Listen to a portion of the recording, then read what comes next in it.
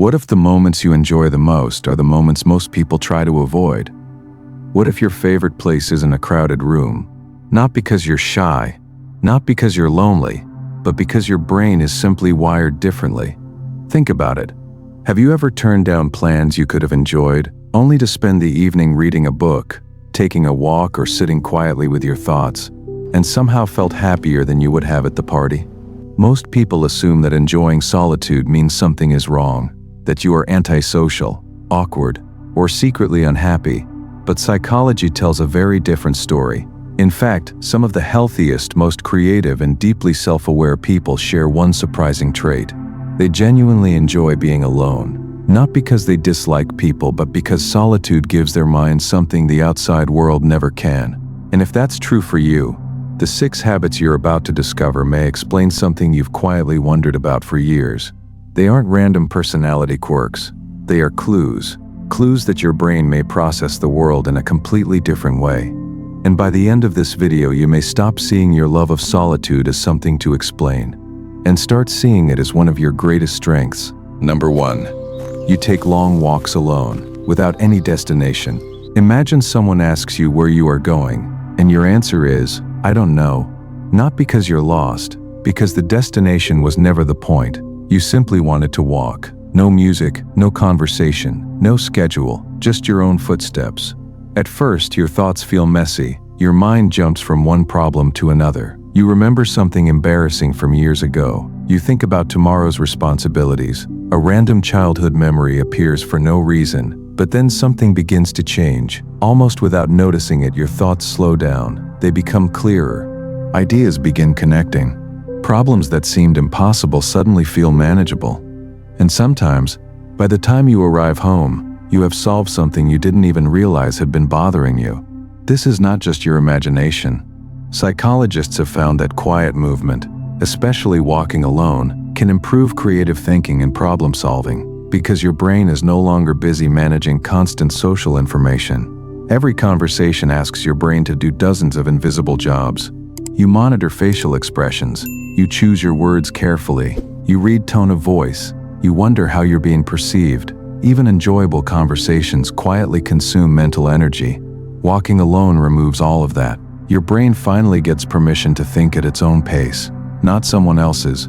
Many people call this introversion, but that explanation is often too simple. What's really happening is something closer to sensory efficiency.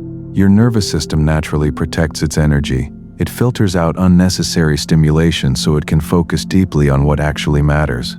That's why a quiet walk can leave you feeling more refreshed than an entire afternoon surrounded by people. For your brain, silence isn't empty, it's productive. And that same need for quiet doesn't stop outside. It follows you home. Number 2. You enjoy doing things that no one else will ever see. Maybe you have spent an hour preparing a beautiful meal, knowing nobody else will taste it. Maybe you've reorganized your bookshelf late at night, simply because it felt satisfying. Maybe you've learned a new skill, painted, written, built something, or started a hobby, without ever thinking, I should post this online. Today's world constantly encourages us to perform, to share, to announce, to collect likes, comments, and approval. But something inside you resists that, because the reward is not other people's attention. The reward is the experience itself. Psychologists call this intrinsic motivation. It means your motivation comes from within, not from applause, not from recognition, and not from comparison. Most people work just a little harder when someone is watching. Without realizing it, their effort changes depending on the audience. But if you are someone who loves solitude, you have probably noticed something unusual. You work the same way, whether anyone sees it or not, because your standard doesn't come from other people, it comes from you. That may sound like a small difference. It is not. Over time, this creates a kind of confidence that's difficult to explain. It is quiet, steady, independent. It does not disappear when nobody compliments you, and it does not grow just because someone does. Your satisfaction comes from knowing, I did this well. Nothing more is needed. Ironically, people who stop chasing approval often become the most authentic people in the room, because they are no longer performing, they are simply being themselves. And when you stop performing, you begin noticing something many others completely miss. Number 3. You love watching people more than talking to them. Have you ever sat alone in a cafe, not looking at your phone, just watching? You notice the elderly couple quietly sharing breakfast, the child trying to make their exhausted mother laugh, the person pretending to read while secretly waiting for someone to arrive. You notice the nervous tapping of a foot, the fake smile, the genuine laugh, the silence between two people that somehow says more than words ever could. Most people never notice these things. They are too busy talking, or scrolling, or thinking about what they'll say next. But when you are alone, your attention becomes completely free. Instead of focusing on one conversation, your brain quietly absorbs hundreds of tiny details. It's almost like watching a documentary without realizing it. You are not judging people. You are studying them. And over the years, your mind builds an invisible library, a collection of expressions, behaviors, patterns, emotions. Without even trying, you begin recognizing things before other people do. You notice when someone's smile doesn't reach their eyes. You notice when someone says they're fine, but clearly aren't. You notice tension before anyone speaks. Not because you can read minds, because you have spent years quietly observing human nature. Psychologists sometimes describe this as enhanced observational processing. When you are not actively participating, your brain has more resources available for noticing subtle emotional and behavioral cues. That's one reason people who enjoy solitude often develop surprisingly accurate intuition about others. It is not magic, it's pattern recognition. Thousands of tiny observations, stored away over years, finally connecting into one clear picture.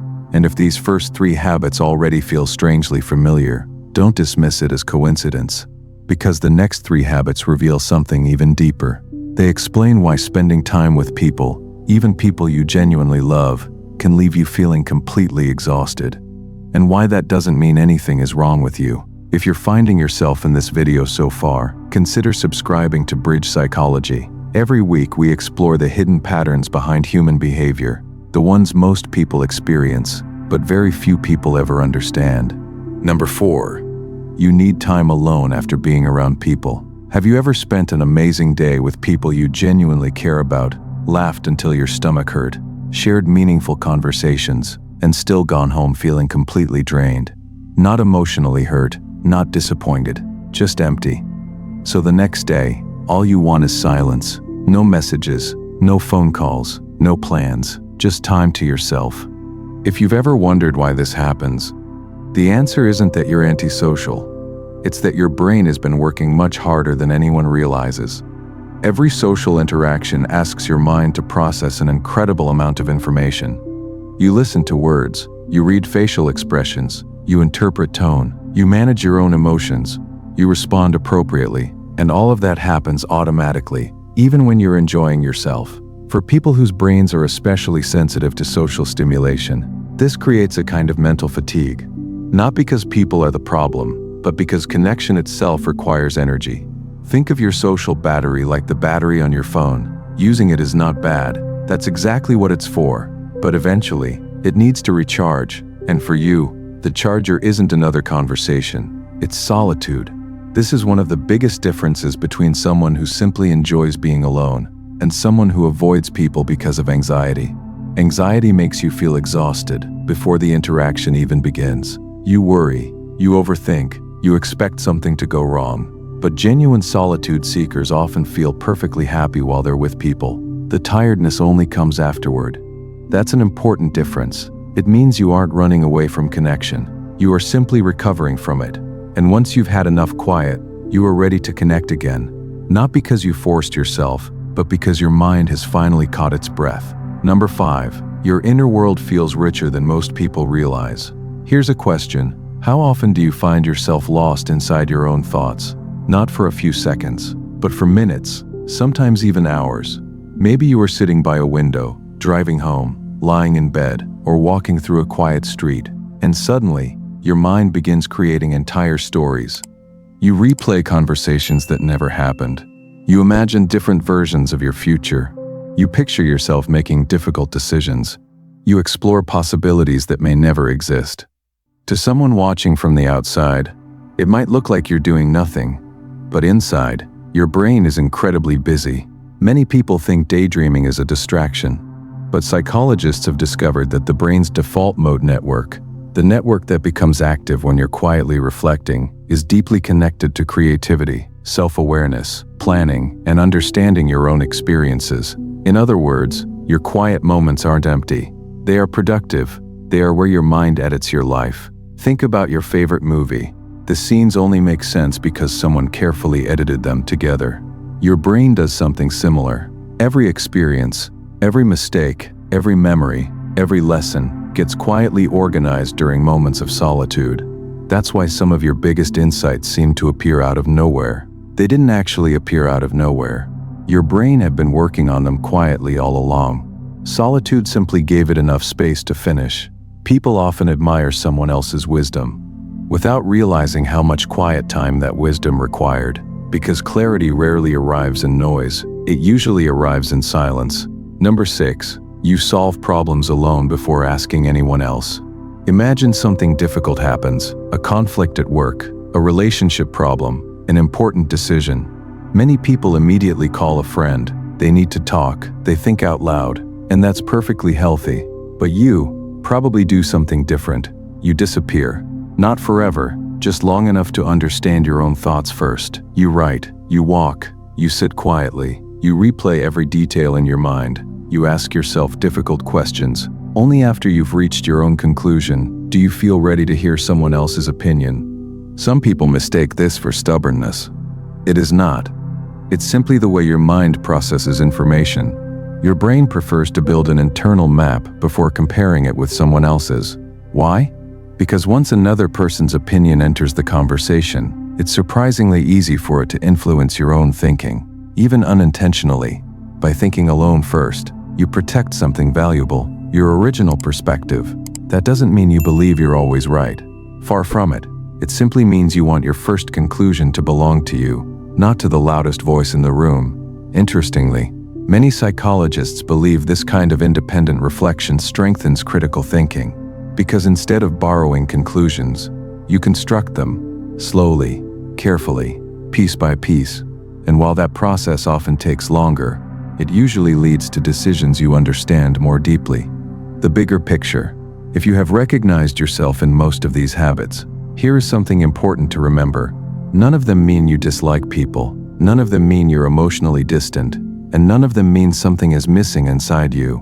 For years, society has quietly treated being alone like a problem waiting to be solved, as if happiness can only exist in constant conversation, constant activity, constant connection. But psychology tells a more balanced story. Some minds simply recover differently, think differently, create differently, and connect differently. Your quiet isn't emptiness. It's where your mind breathes. It's where your creativity grows. It's where your decisions become clearer. It's where your emotions finally have room to settle. The truth is, people often confuse solitude with loneliness, but they are not the same thing. Loneliness is feeling disconnected, even when surrounded by people. Solitude is feeling completely connected, even when nobody else is there. One leaves you feeling empty. The other leaves you feeling whole. That's a difference worth remembering. So if these habits described you, don't rush to change yourself just because the world seems louder. Not every mind is designed for constant noise. Some minds do their best work in quiet places. And perhaps that's exactly where yours has been trying to lead you all along. Before you go, I'd love to hear from you. Which of these 6 habits felt the most familiar? Was it walking alone, finding peace in your inner world, or needing time to recharge after being around people? Share your answer in the comments. You might be surprised by how many people quietly relate to your experience. And if you enjoy exploring the hidden psychology behind everyday behaviors, make sure to subscribe to Bridge Psychology, because sometimes the most fascinating things about the human mind are the ones we rarely talk about. Until next time, take care of your mind, and don't be afraid to enjoy your own company. Sometimes, that's where you meet your truest self.